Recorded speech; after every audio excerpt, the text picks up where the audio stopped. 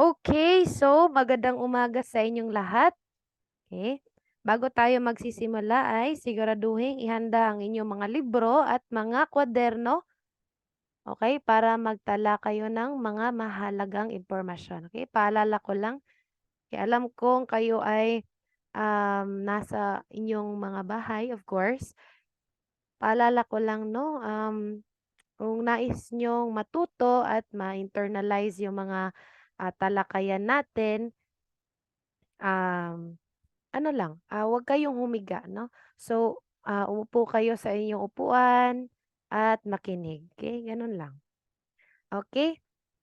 Now, let's start. Okay. Before that, okay, yung tatalakayin pala natin ngayong araw na ito ay yung kabuuan ng ating tinalakay mula sa pokus ng pandiwa hanggang sa, um, kumugwe at yung matalinghagang pananalita o idioma, okay. Hindi ko alam kung saan yung hindi ko pa na-discuss sa inyo, ngunit, sisiguraduhin natin, ngayong araw na ito, na matalakay yun lahat, okay. So, let's start from the focus ng pandiwa, okay. Um, Earlier, okay, tapos na tayong, ah, talakayin ito. Okay, tapos na tayong talakayin ito tapos, okey. Okey, saglit lang, wait.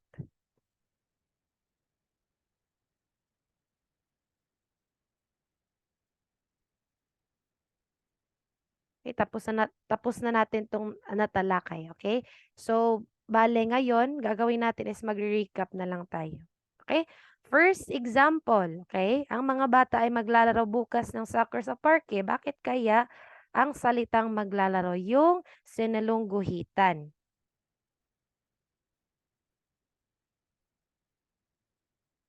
Okey, dahil.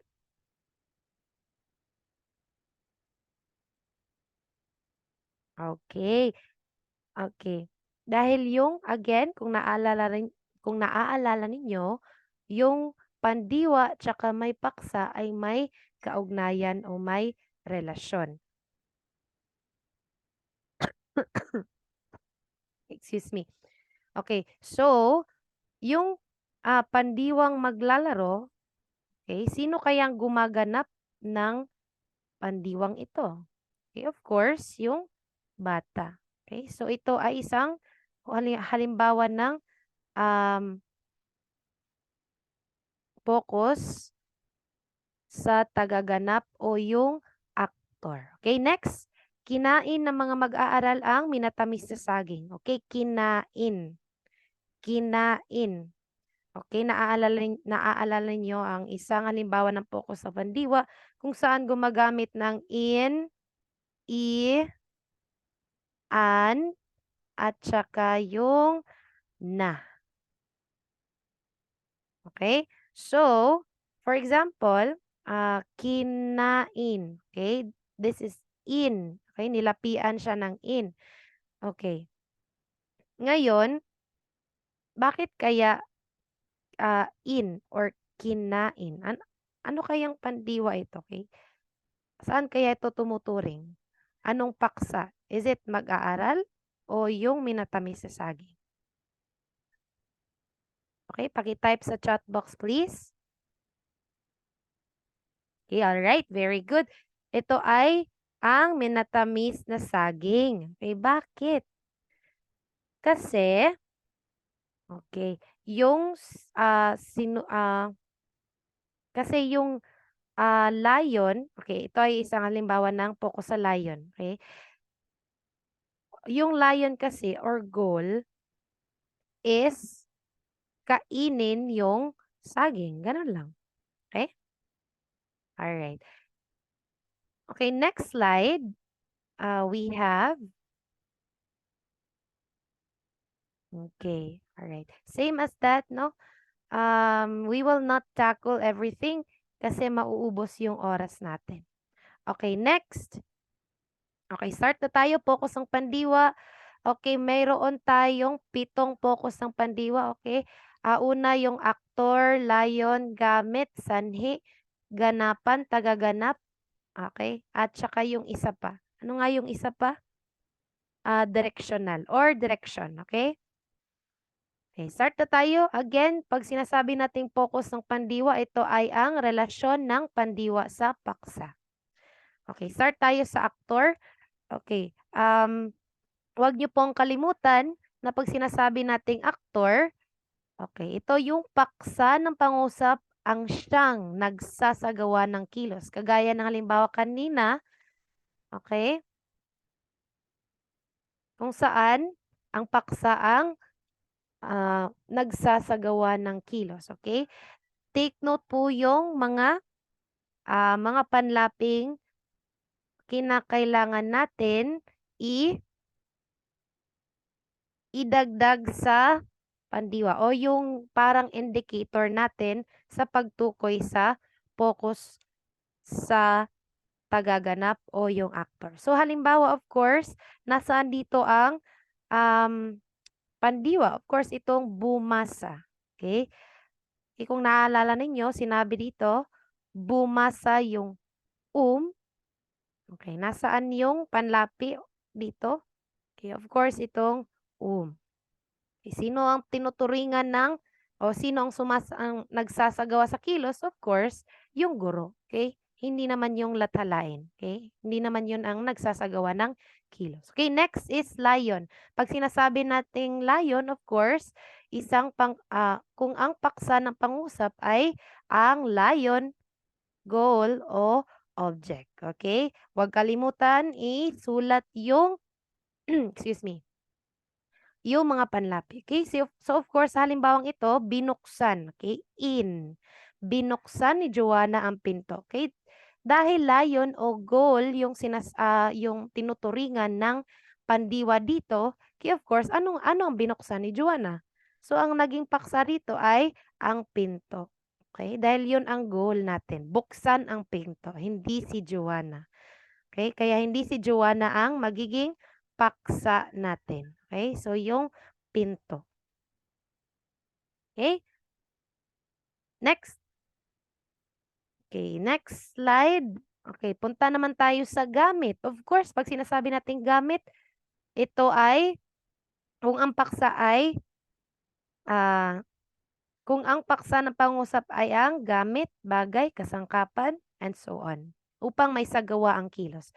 To make the verb possible. Okay? For example, ipinangputol. Okay? Ginagamitan nito ng panlaping ipinang. Putol niya ang lagari. So, of course, ang goal is maisagawa ang kilos na ipinangputol. Okay? Anong ipinangputol niya? Of course, para maisagawa ang kilos na ipinangputol, okay, we use the lagari as the paksa. Okay? Okay, that's it. Okay. Next is, okay, wag mag-alala if I am too fast. No, okay. You can replay this one. I will upload this one to my YouTube channel, which you can check. All right. Okay, next is yung sanhi. Okay, of course, sanhi naging dahilan ng kilos. Okay, for example, ikinatuwa. Okay, ano ang naging dahilan ng kilos na ikinatuwa? Of course, yung pagkapanalo ng mag-aaral. Okay, of course, ito yung magiging paksa natin. Alright? Okay.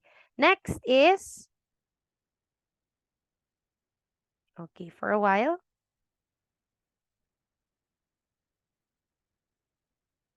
Okay. Last one, I guess. Okay, last one. Okay, tagatanggap. Tagatanggap o yung sinasabi nating receiver. Okay, yung tagatanggap sila yung pinaglaanan ng kilos ang siyang paksa sa pangusap o yung tagatanggap ng kilos. Okay, so for example, ipinagsibak, ipinag. Okay, sino yung tumatanggap sa kilos na ipinagsibak? Is it ang binata, yung kahoy, o yung dalaga? Okay, of course, no? ipinagsibak. Ang tumatanggap ng kilos na ipinagsibak is of course yung dalaga. Okay, bakit ginagawa yung pagsibak ng kahoy? Para sa dalaga. Okay, ganun lang. Okay, that would end our, okay, that would end, okay. That would end our first topic. Now let's proceed to the next one, okay, for a while.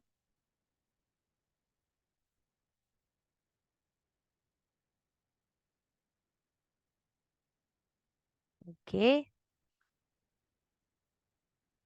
Okay. Alam ko na paulit-ulit itong paksang ito, pero para sa inyong, um, of course, para sa inyong upcoming exam, we have to review this one. Okay, let's go. Let's start with kumugwe. Okay? Ah, kung naaalala ninyo, gumawa tayo ng activity or group activity tungkol kay kumugwe. So, hindi ko na uulitin yung story. Okay, basta alam nyo na yung flow. At bibigyan ko lang kayo ng konting background ulit o konting refresher para sa ah, para sa excuse me.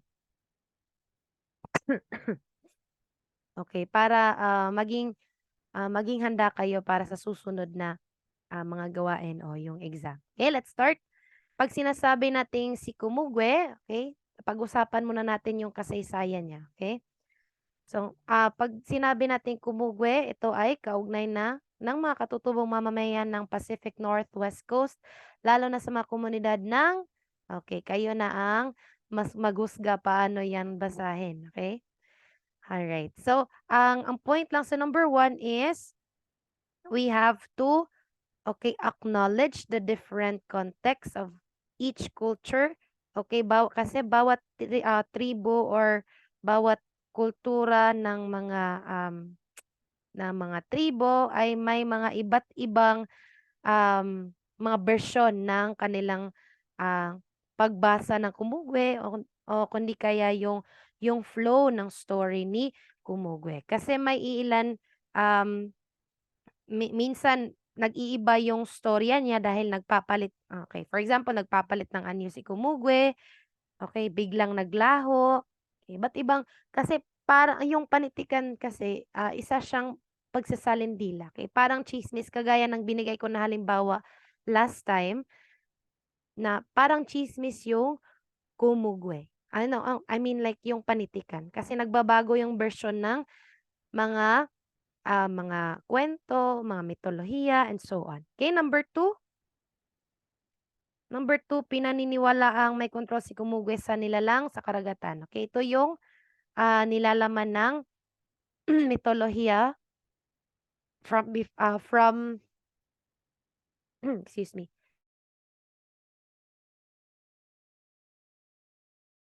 Okay, ito yung nilalaman ng mitolohiya na pinag-usapan natin last time. Pinaniniwalaang may control si Kumugwe sa mga nilalang sa karagatan, kabilang na ang iba't ibang hayop sa dagat at kasaganahan ng isda. Kay mahalagang bahagi ng pangkabuhayan ng mga katutubong naninirahan sa baybayin. Of course, yung mga tao sa Pacific Northwest Coast, yung pangunahing pangkabuhayan nila is of course yung pangingisda sa ah, sa sa karagatan. Okay, why are they making this story? Like I said before, of course, they have to protect their resources. Okay? Just like katulad na rin dito sa atin sa Pilipinas, may mga iba't ibang kwentong bayan. Okay? For example, yung mga kwento-kwento sa mga aswang, ah, sa mga kabukiran, okay? Parang may mga threat ba? Kasi ah, that's their only way to protect what's theirs and what's their resources. Okay, next. Okay, let me just erase this one. Okay, next. Excuse me. Okay.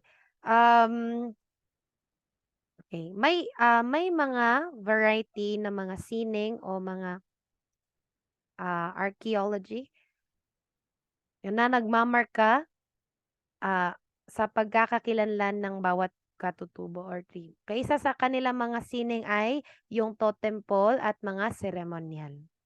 At like I said before, yung isa sa kanilang pangkabuhayan is pangingisda, and aside from that, mayroon silang nangangaso rin sila kasi may kabukiran din sa parang isla ng Pacific Northwest Coast. At saka of course yung pangongolekta ng mga yaman ng dagat. Kaya hindi lamang yung pangingisda kundi may mga yamang dagat, mga mineral rin na kinokolekta nila. Isa yun sa kanilang pangkabuhayan. Okay, next is ito ang isang halimbawa ng seremonyal na isinasagawa ng mga tribo ng taga Pacific Northwest Coast. Ito ay tinatawag na potlatch or okay, kayo na maghusga kung paano yan basahin. Okay. Pag sinasabi nating potlatch, ito ay isang seremonya kung saan ipinapakita ng mga nag-host ang kanilang estado. I-take note ha, estado at kabutihan sa pamamagitan ng pagbibigay o pagwasak ng kayamanan. Okay? May iba't iba talagang paraan ng yung parang ceremonial, no? Okay. Ang mga ekspresyon ng sining ng mga komunidad na ito, kabilang na ang mga kakaibang ukit, maskara, textile, kagaya ng ipinakita ko kanina na sining. Okay? So, ganoon na lamang ang um, paraan ng way of their entertaining themselves or kanilang pagkakakilanlan. Okay? Next is, oops, all right. Okay, we're not going to look at that or look at that video once again kasi we're doing the review naman. Okay, let's continue with Kumugwe. Pag sinasabi natin Kumugwe, again, yung story is about mythical na hari ng supernatural undersea world o tagapangalaga ng karagatan. Okay? Tinatawag din siyang copper maker. Next is, okay, napakalakas at mayamang pinuno. Okay, basically, yung part-parteng ito ay nagde-describe o naglalarawan kay Kumugwe kung anong uri or klaseng mythological na character si Kumugwe. Again, Kumugwe is not real, but he was made. It's because the people wants entertainment, and aside from that, of course, to protect their resources. Okay, that's it. That would end our lesson for the Kumugwe. Okay, now let us continue with the next topic. I think felicity and tenacity, wala na ako na-discuss sa ila. Okay? But the rest I did discuss. Okay, let's continue. Okay. Now, last topic. Okay, tomorrow I will discuss the glass menagerie dahil mayroon po tayong kaguluhang nangyayari. Okay, mayroong ibang section na nagsasabing kapatid niya si Laura, may ibang section na nagsasabing kasintahan niya si Laura, okay? Either way, it is maybe there is like anong tawag doon? Parang glitch, no? Okay. Parang glitch siya kasi again, like I said, yung panitikan, nag-iiba kasi yung storya depende sa mga sumusulat. Kasi hindi naman bawal magkaroon ka ng sarili mong version. Okay? Baka sa pagsalin ng author, baka iniba niya yung version niya. Okay? So, I will do my research, kaya bukas na natin yung tatalakayin. Okay? Let's continue with aralin to, mga dula ng kanloranin. Excuse me. Okay, pag sinasabi po natin ng dula, may dalawang uri po itong instrumento sa pag-arte. Okay, actor. Okay, una is yung tinig. Okay, of course, pag sinasabi po nating tinig, tinig ba? Tinig. Okay, nakikilala natin kung sino ang nagmamay-ari at nagbibigay rin ito ng pagkakakilala. Okay, for example, if you hear your classmates talking even without looking at their faces, makikilala pa rin natin kung sino sila, di ba? Okay. Kaya ganoon na lamang kaimportante yung tinig dahil nagbibigay rin ito ng pagkakakilanlan at nangingibabaw rin ng emosyon. Okay? For example, of course, kung nagagalit ka, sa tinig mo talaga determine kung galit ba talaga yung tao or masaya yung tao. At again, nagbibigay rin ito ng pagkakakilanlan. Bakit kaya? Okay, malalaman natin yan sa susunod na slide. Okay, for a while. Okay, so for example, okay, Mike Enriquez. Okay, paano natin makikilala na siya si Mike Enriquez? Dahil sa kanyang tinig at kilala niyang linya na, excuse me po. Okay, let's continue with Corina Sanchez. Okay, paano natin makikilala kung si Corina Sanchez ba yan? Dahil sa kanyang sikat o tanyag na linya na, handa ka na ba? Okay, ganoon na lamang ang tinig. Nagbibigay ito ng pagkakakilanlan. Okay, next. Oops. Okay, next is yung katawan. Okay? Actually, marami pang mga instrumento sa pag-arte, pero ito lang yung naging highlight ng ating lesson for today. Okay. Katawan, nagbibigay ito ng mensahe at nagpapakita ng kilos, galaw, ekspresyon ng mukha o yung body language saka yung blocking. Wala naman siguro kayong nakikita na nagsasalita sa harap ng madla o nagdudula na gamit lamang ang tinig na walang kumpas ng kamay, walang kilos, na tumatayo lang ng straight sa harapan. Okay, wala naman, 'di ba? Okay, kaya napaka-importante ng katawan para ma-emphasize or ma-emphasis ang mensahe o maihatid yung mensahe sa madla. Okay? Of course, for example, kung umiiyak, ano nga yung pag umiiyak? Siyempre, yung maging ekspresyon ng mukha. Parang magiging malungkot ka. Okay? Sa tulong rin ng mga kamay, pwede mong takpan ang iyong mukha. Okay? Yun yung naging emphasize niya na siya talaga ay umiiyak. Okay? Yun lang. Next, let us continue with matalinghagang pananalita o idioma. Okay, ano nga ba yung idioma? Pag sinasabi po nating idioma, ito ay ang mabisang paraan ng pagpapahayag ng saloobin na hindi lantad. Okay, take note, hindi lantad ang kahulugan. Okay, pag sinasabi natin hindi lantad, of course, not obvious. Okay, for example, bakit nga ba nagawa yung mga idioma? Okay, dahil minsan talaga may mga salita tayong hindi natin masasabi ng direkta towards somebody. Right?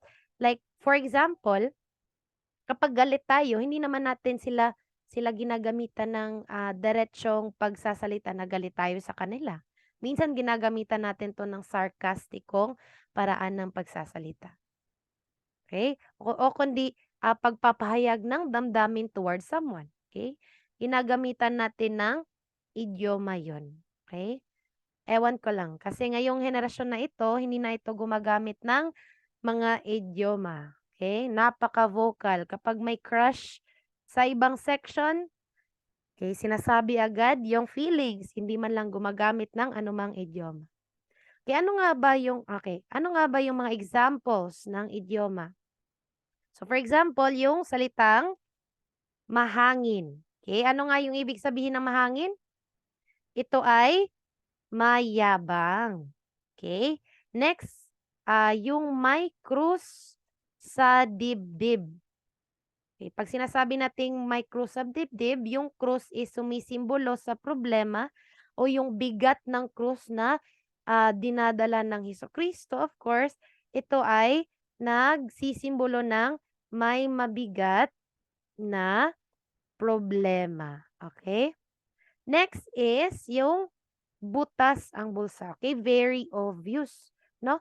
Pag sinasabi nating butas ang bulsa, ito ay Okay, parang tayong lahat may may ganitong problema, okay? Walang pera.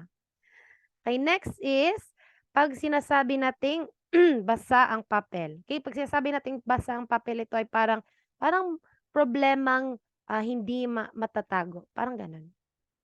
Walang mara siyang aso nga di makumkum. Okay? Next is puti puti na uwak. Okay, pag sinasabi nating puti na uwak, of course, ito ay sumisimbolo sa imposibleng mangyari. Okay? Kung meron mang puting uwak, of course, pag ini-imagine mo yung maitim na uwak, hindi naman yun puputi, di ba? Kaya hangga't kahit ano mang mangyari, hindi yun magiging puting uwak, yung itim na uwak. Okay? So, ito ay sumisimbolo sa imposible. Okay, next is utak biya. Okay? Utak biya is of course, ibig sabihin nun is mahina ang pag-iisip. Okay? Hindi natin gagamitin yung mabigat na mabigat na salita na bobo kasi hindi naman yun mabuti. Next is ningas kugon. Okay, kagaya ng iyong kasintahan. Mabuti lamang sa simula.